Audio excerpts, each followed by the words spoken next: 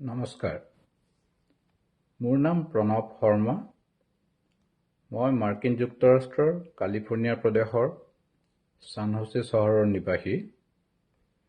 আপোনালোকৰ ওচৰত মই স্বৰচিত কবিতা এটা পাঠ কৰিব ওলাইছোঁ। এইটো এটা গজল।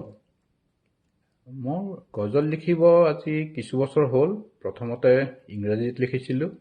মোৰ এগৰাকী আইৰিছ বান্ধৱীয়ে মোক গজলৰ লগত পৰিচিত কৰি দিছিল। কিছুমান ইংৰাজী গজল মই নিজে অসমীয়ালৈ অনুবাদ কৰিছিলোঁ।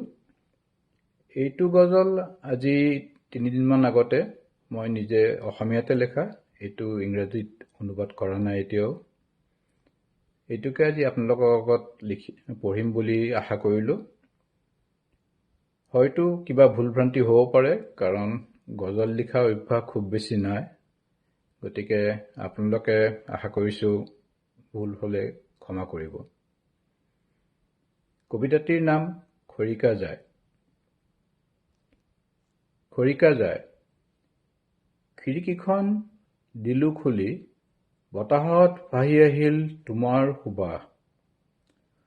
পুৰণি কথা পৰিল মনত, মিঠা বসন্তৰ এপাহি গোলাপত তোমাৰ সুবাস। পৰেনে মনত প্ৰথম বৰ্ষাৰ সদ্যসিক্ত মাটিৰ সেই মৃদু মিঠা সুবাস। বৃষ্টিত ভিজা স্নিগ্ধ খৰিকাজাইত পাইছিলোঁ সুগন্ধি তোমাৰ সুবাস। বতাহ বলিছে জোৰে কৰি থান-বান, মেজৰ ওপৰত কিতাপৰ পাত, মেল খোৱা পাতৰ মাজত মৰহি যোৱা খৰিকাজাইত পাওঁ তোমাৰ সুবাস। আলফুলে কৰিলোঁ বন্ধ কিতাপখন, জানোচা উৰি যায় খৰিকাজাই। বৃথা চেষ্টা, মোৰ হৃদয়ত বিৰাজে খৰিকাজাই লৈ তোমাৰ সুবাস। খিৰিকীখন জপাই থলোঁ, নহ'লে ধুমুহাই হয়তো কৰিব কলিজা উদং।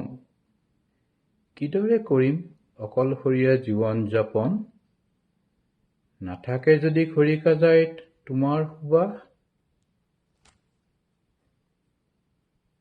বহুদিন হৈ গ'ল তুমি বিদায় লোৱা, নাজানো ঠিকনা তুমি বা আছা ক'ত।